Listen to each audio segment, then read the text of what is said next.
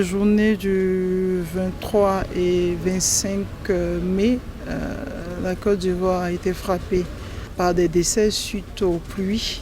À Bingerville, nous avons des véhicules de transport qui ont été emportés par les pluies, mais je voudrais préciser que les personnes décédées ne sont pas de Bingerville puisque nous avons visité la famille de mademoiselle Cassie et mademoiselle Achepo, qui sont deux cousines, mais une qui vit à Yopougon et l'autre qui vit à Kouedo avec son mari, M. Guéhi.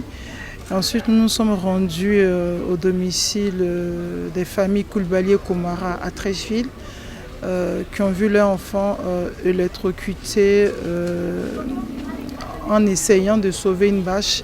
Ici, nous sommes à Makori, dans la famille Suloué.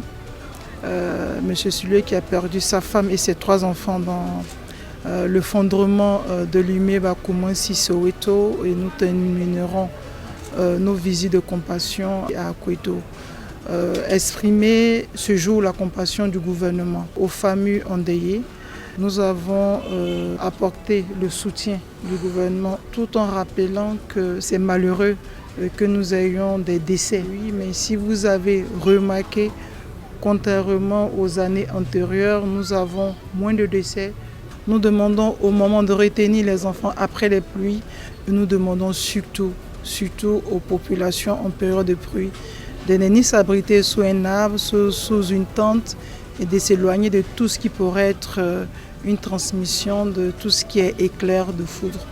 Donc nous appelons la population à la vigilance pendant la période de pluie.